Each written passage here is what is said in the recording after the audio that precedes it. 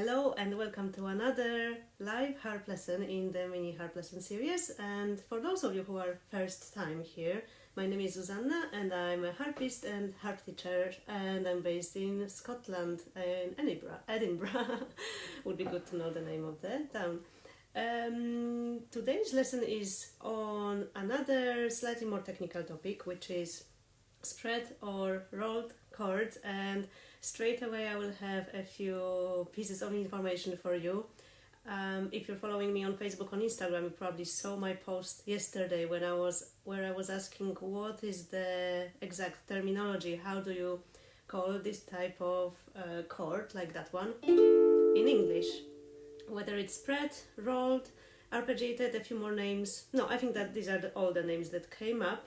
But I was mainly wondering if there is any difference between spread and rolled, and it seems that most of the people understand that this is exactly that. However, some would say that spread chords are maybe chords which are done a little bit faster. For example, spread, I heard some people were saying that this is both hands arpeggiating at the same time, while rolled would be one starting and then rolling after. We won't be going into all those intricacies. For the purpose of today's live, we will call them either spread or rolled chords, and what I will mean by that is a chord where the notes are not played all at the same time. That I would call a straight chord. A rolled or spread chord will be one where we play the notes from the bottom to the top rather quickly. Hello to everyone who joined just now. Let me know if you can hear me and if you can see me alright. I wouldn't mind seeing some comments, even if it's just to say hello, and let me know what if you had any other versions of the terminology of spread or rolled chord. That would be rather interesting to find out, and hopefully not too confusing. I'm sure there was one more. Oh, I know, the same disclaimer as usual. You see me with the harp having levers on this side. This is my left hand, this is my right hand.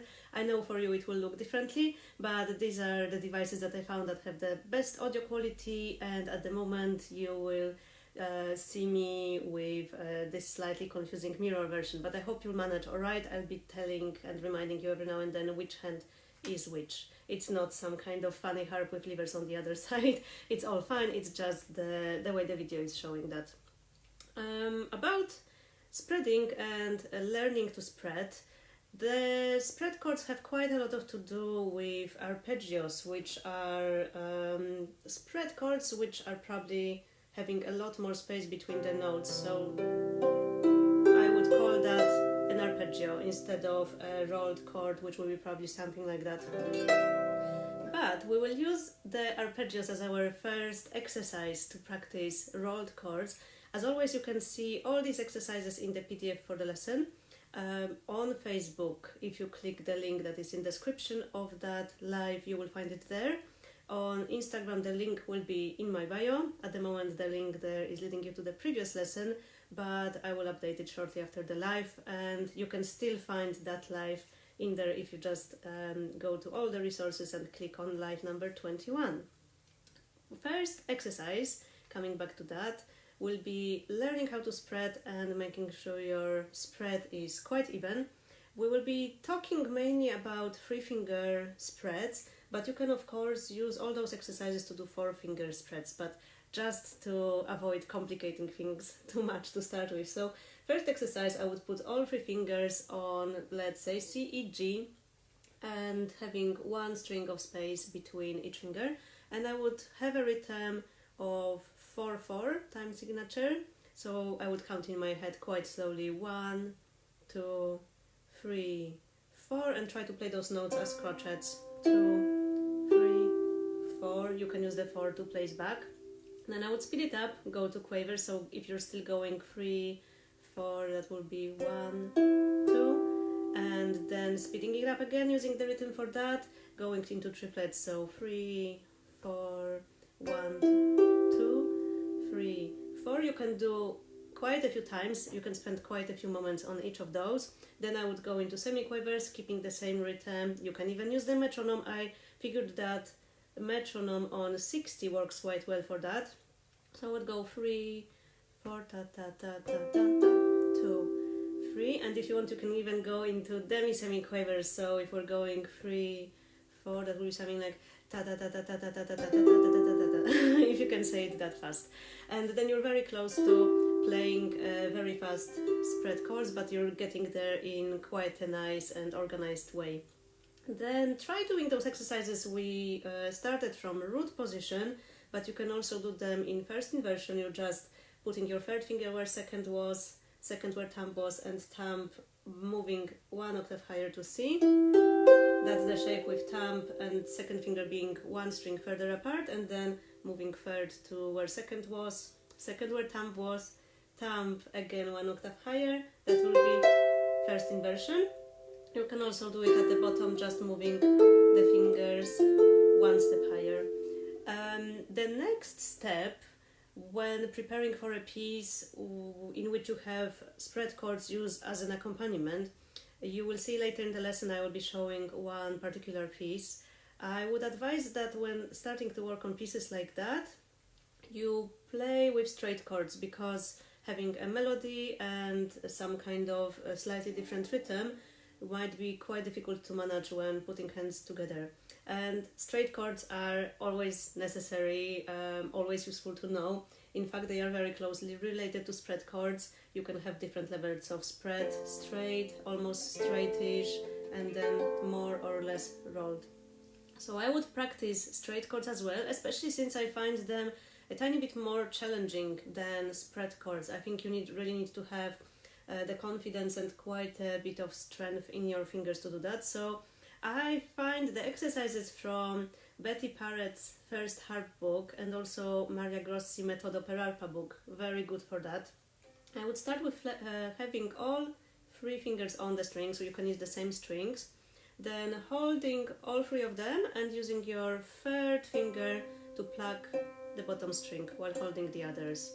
Then swapping and plucking second finger. That might be quite tricky, not necessarily, but it's a good exercise, and you try to make that second finger still sound rather strong, and then the thumb while still holding the others. Once you feel more confident with that and you find that you can achieve a similar level of sound in all 3 fingers, you can try doing exercises where you play more than 1 finger at the same time, so holding on with the thumb, playing 2 and 3, and you try to get them sound rather together and still at the same volume level, then moving to 1 and 2, holding on with third, and then quite a tricky one, let's hope it will work out alright, you know which one I'm going to, the third and thumb. This will take quite a bit of time, and at the beginning you might hear something like, or something like, when you try to play all 3 of them together, then try think more about the thumb which is later, the finger that is coming later, and make sure that it's rather strong and pressing a lot on the strings before you play. You can find more of those exercises again in the first Harp book and Metodo per Harpa by Maria Grossi. In the PDF from the lesson I'm even specifying the pages where you can find them, and I will also send you, include in the description of this live, the links to where the books can be bought. Just let me click out that reminder from Instagram. I hope nothing was cut from that live. And then lastly, when you're quite confident with spread and rolled chords, I'm just swapping to the next page of the PDF. I'm going to give you a quick recipe on how to work with a piece where you have a lot of spread or rolled chords. There are in fact quite a few pieces written like that on the harp. You will very often have pieces where you've got some sort of melody, and there you will have left hand usually playing chords, and it's also a useful base for improvising. If you come up with a melody for a song, then that's really useful to have your left hand well trained to support your right hand with those spread chords. The piece we're going to work today, the piece that I'm going to use as an example, is the Foggy Dew from the first Harp book that you can buy for the exercises as well. and maybe I will play it through for you. I'm sure you are all rather familiar with the melody, but you can also have a general impression of how that piece sounds like. And now let me just move the music stand. Maybe in fact I'll move the harp so the music stand doesn't obstruct your view too much. Is that alright? Okay, so I will have to turn my head quite a bit, but I hope we will all manage. This is the Foggy Dew, a traditional Irish tune.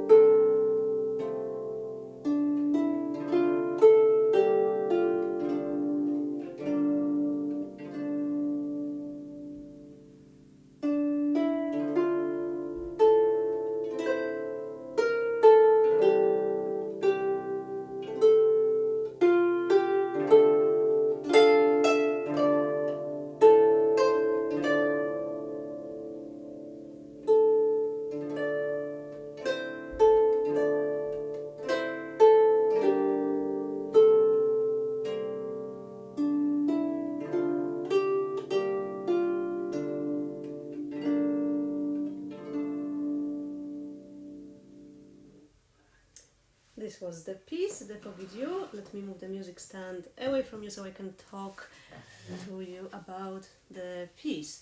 So as you can see, left hand is doing almost all the time those roll chords, and I was making them sometimes longer, sometimes shorter. At this final stage, this will be up to you, how long or how short do you like them. But how to approach a piece like that? In 3 big points, get to know each hand part really well. Second, slowly put them together using straight chords, and then play the piece with hands together and start rolling the chords. So one more time from the top. You want each of your hands being really confident with what they are doing. In this particular piece, right hand may face some challenges with placing, and it's really important that you know how many fingers you're starting on in any particular figure. For example, in that bit of the melody, you want to know that third finger is on, especially since it's after the bar line. You want to know that the thumb is on and the third finger is on.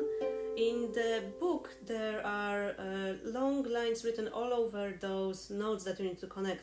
But it might be useful if you write a line for placing each particular group. So you would write one line for those 3 fingers, then you would write another line between 3 and 1 because they are overlapping. Then you would write yet another line for connecting between thumb and third finger, so you're really clear in your mind where your placing happens.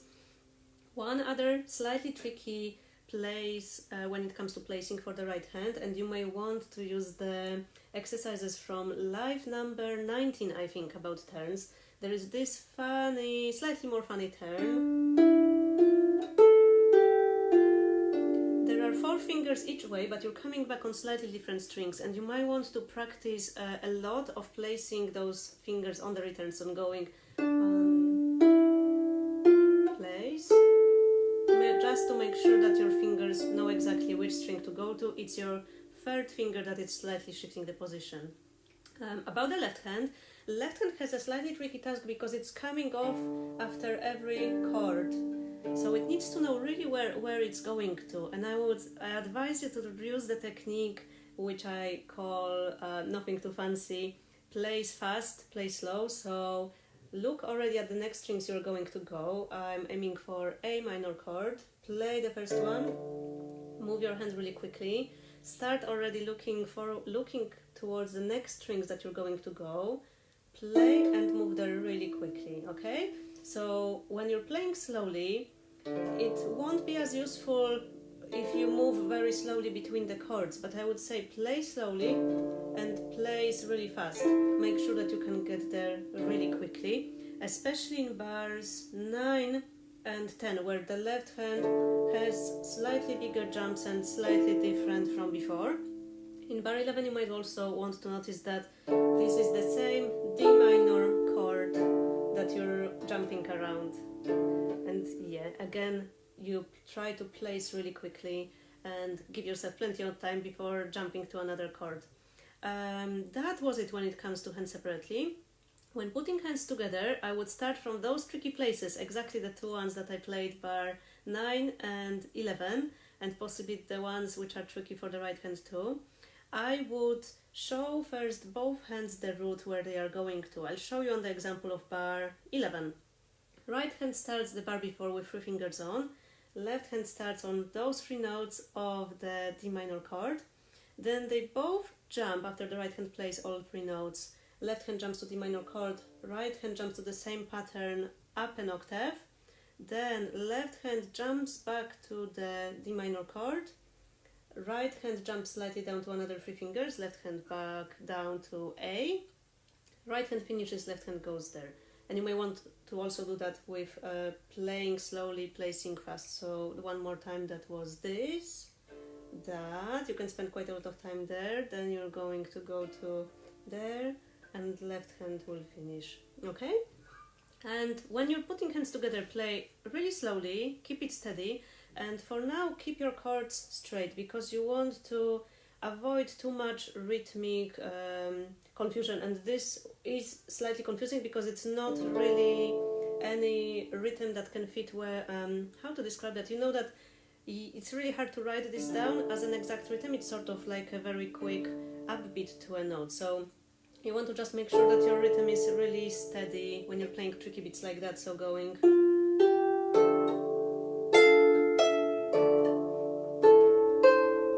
and that all your fingers arrive at the same time. Then when you've put together all those tricky beats and you can play the whole piece through with steady tempo and straight chords, you can move on to arpeggiating these chords, which should be very easy by now. You try to have your left hand still arriving really early, because left hand ideally would like to start playing a tiny bit earlier, for example for the first bar.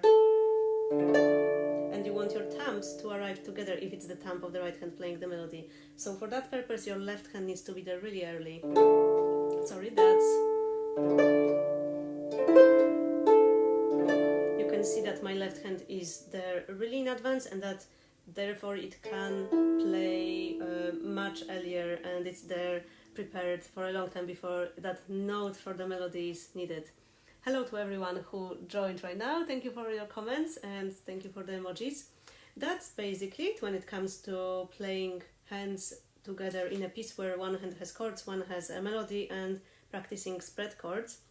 Let me know how you like that lesson, if it's useful.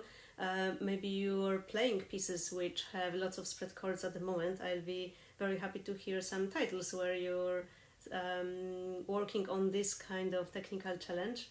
And I'm hoping to see you next week at the same time, 11 AM on Friday.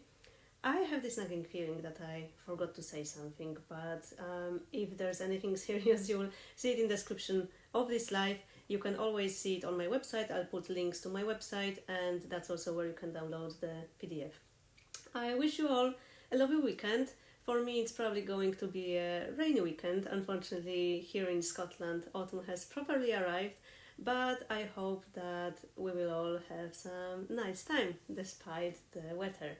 All the best to you, and hope to see you next week. Bye!